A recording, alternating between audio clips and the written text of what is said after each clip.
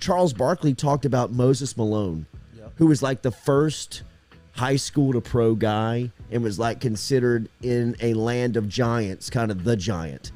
And Charles Barkley said that Moses Malone told him early in his career, "You're fat and lazy." He said, and Charles Barkley said when he told him that in the locker room, he started crying. He started to, he had to hide his tears, but he couldn't. Yeah, it was like a gut punch, bro. Yeah, it was a gut punch. Oh like he's like he kind of got embarrassed. You know what I mean? His eyes welled up. Yeah, absolutely. He was a legend. And he said, as hard as it was the changing moment of my career. It was the life-changing moment in my career where I woke up the next day and said, I got to get real. I got to watch what I eat. I got to take care of my body. And he said somebody needs to be the adult in New Orleans. He said because he knows Zion has a lot of power. I mean, these people know the background information of what's going on in these organizations. They played the game before. But they've got relationships inside of the NBA that have somebody that worked there. Yeah, the problem is there's no Moses Malone in New Orleans. And you gotta find someone like Shaq or someone. That's what Charles Barkley said. He needs his Moses Malone. He needs somebody. I kind of thought it would be Krzyzewski in the offseason. I hated to see that he went back to Durham. If you've seen some of the write-up, he went and was a college kid. This never summer. got to do it. Exactly. He never really got to do it. I don't know if he went back to school. He got to do it with an NBA contract. I tell you what. Just a side note. Going back to school and not having responsibilities and having money in your pocket and being a college student is pretty fun. I'd imagine that. But you were established. You were in the league. No. I got drafted in 2011. My first full season was 2012, and then that off season in the minor leagues. In that off season, I came back and took a semester in the fall, so I was a full-time student. Wow, before you had been established in the league. 12 and 13 took 2 semesters. So I mean, Zion Williamson is cruising Duke's campus this summer as Zion Williamson, bro. I mean, he's one of the best rookies in he's one of the best players on the planet. Yep. And he's obviously hurt. He's got some cash in his pocket, and it looked like he lived it up. And he had nobody. I thought it would have been Krzyzewski, but as we said, Krzyzewski is going into his final year of coaching after a long and great career, and has been that guy for those types of players. I mean, if you look at those dream teams that he was coaching with Kobe, D-Wade, LeBron, Carmelo, KD, all those guys in their prime, I mean, they speak of him as kind of like a master motivator for them personally. Yeah.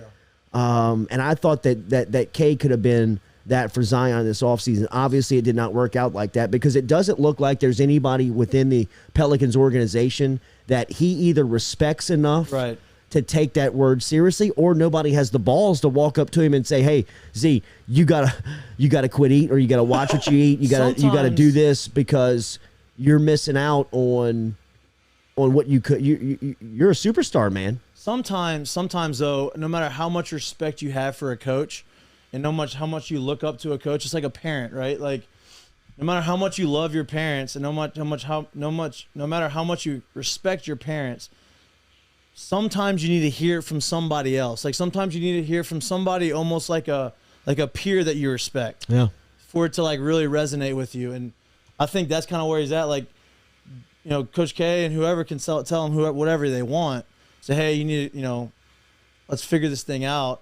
And he can say, yeah, but kind of blow it off. But if somebody that he respects in the NBA. It could be Michael Jordan. Yeah, someone like that. I mean, he's got the shoe deal with Jordan. I got to imagine that they have a relationship where they're probably on a level where Jordan could pick up the phone and say, hey, bro, what's going on, bro? Yeah. Like, Jordan's never mentored anybody before. He barely mentored Kobe, and Kobe spilled his guts to him, and he was like, see you later, kid. Like, Jordan, that's not really his, even in his old age, where you would think maybe to get a Tiger Woods kind of star turn where I want to help grow the game. I know people look up to me the way that they do because I am the greatest of all time. But Jordan, as you saw in The Last Dance, still kind of holds that edge and chip on his shoulder where he doesn't want anybody approaching where he is on the mountaintop. He's got that Favre quality. Mm-hmm. Yeah. Right? When Favre was asked about Aaron Rodgers early on, he said, it's not my job to mentor the backup. Figured out I figured it out. It's funny that you say that because then you listen to Aaron Rodgers talk, and Aaron loves Brett Favre. Well, he said the same thing about Jordan Love. Than Yeah. when they drafted Jordan Love. I Yeah. mean, Aaron Rodgers was pretty much saying, "They were, hey, what are you going to be for Jordan Love? It's not my It's job. not my job. I got to He get goes, ready to that's play." what, and that's what Farvey told me. He goes, Yeah. that's what Farvey told me. I'm like, and then you listen to him talk, because I listen to the McAfee show, and he's on the McAfee show every Tuesday, and you listen to him talk, and he always talks about, yeah, I learned this from Brett. I learned this from Brett. I learned, but a lot of it he learned from Brett was by watching, not by Brett talking to him and telling him. And he's talking about some of the footwork and some of like the tricks of the trade. Just watching, Just osmosis. watching him. Yep. Zion doesn't have that guy. No. He doesn't have that person. He doesn't even have that front office executive that could step in, like a Moses Malone, who's now in a suit, right? That can say, "Hey, kid, look, man, I've been here. You need to sit down. You need to listen to me. I'm going to give you some wisdom that you can't find anywhere else. You need to get your ass in shape. You need to start taking this serious. And if you do, you could potentially be the face of the NBA in 3 years." Also, how much are you going to get after it at Durham? Like Durham, I don't know if anybody's ever been to Durham. Durham's a great city. Like, it's fun, but it's small. Duke's a very small.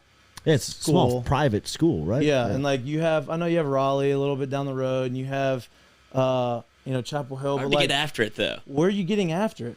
Like, where are you going? Fraternity parties, house parties. But where? Yeah, I think that- no, but but they don't even I think have that many. that's what he was doing. I think that, like, yeah, you're like, popping into every he was fraternity like house. They're Greek like, life. shit, Zion's Yeah. here. Like, we're throwing a party now. roll like, another one. yeah, Zion just walked in. Yeah, I mean, Yeah. just, But doesn't it speak to the culture of the front office of New Orleans that they Yes. can't even find a guy to even Yeah. mentor this guy a little bit? Absolutely. Because he could go to New York and you would have Charles Oakley that sits front row and be like, if you ain't going to toughen up, I'll toughen your ass up Yeah, right no now. doubt Like, about oh, it. Instead of- hold No my doubt about watch. it. Instead doubt of about it. mentoring, and they try to teach him how to run. yeah, play the piano for that him. that was the difference. Stuff like that. I mean, it Yeah. just LSU, or excuse me, the Pelicans will look Don't back. confuse the two. The Pelicans will look back Well, on Basketball. on Yeah, Zion, basketball. and they'll have nobody to blame but themselves. I mean, just